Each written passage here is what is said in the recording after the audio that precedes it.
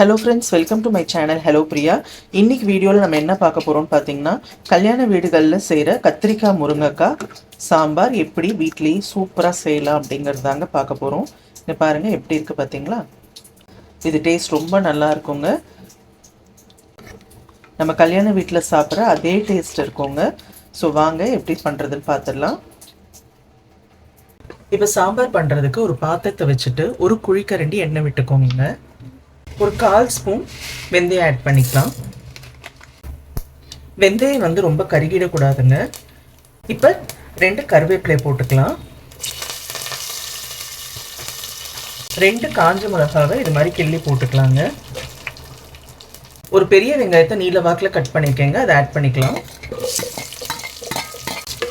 வெங்காயத்தை நல்லா லைட்டாக வதக்கி விட்டுருங்க.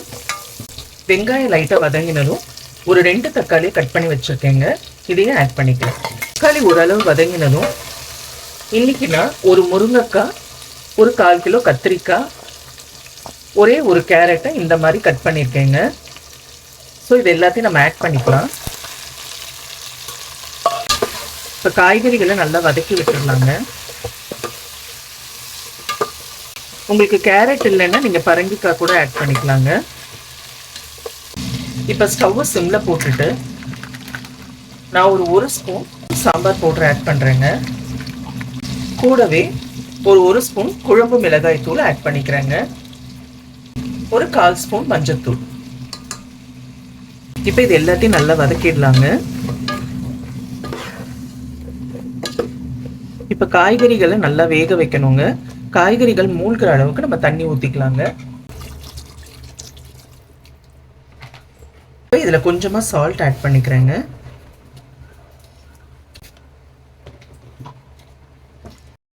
இப்போ பாருங்கள் காய்கறிகள் எல்லாமே நல்லா வெந்துருச்சு. இதை பாருங்கள் நல்லா வெந்துருச்சு. இப்போ இந்த ஸ்டேஜில் நான் ஒரு கப்பு பருப்பை, அதாவது ஒரு 100 கிராம் பருப்பை வந்து நல்லா வேக வச்சு இது மாதிரி மசிச்சு வச்சுருக்கேங்க. இதை ஆட் பண்ணிக்கலாம். பருப்பை ஆட் பண்ணிவிட்டு நல்லா ஒரு தடவை கலந்து விட்டுடலாங்க.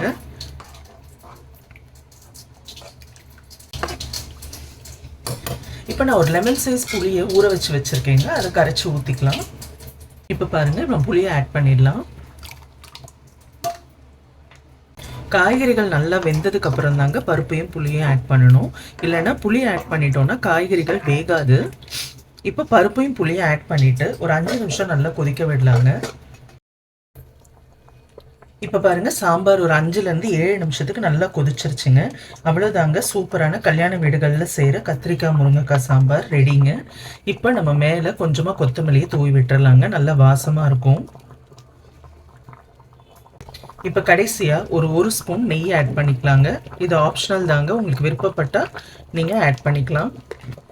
அவ்வளோதாங்க, சூப்பரான கத்திரிக்காய் முருங்கைக்காய் கல்யாண வீட்டு சாம்பார் ரெடிங்க. இதை பாருங்கள் எப்படி இருக்க பாருங்கள். ஸோ கண்டிப்பாக ட்ரை பண்ணுங்கள். ரொம்ப ஈஸியான மெத்தடு தான். ட்ரை பண்ணிவிட்டு எப்படி இருந்ததுன்னு சொல்லி கமெண்ட்டில் சொல்லுங்கள்.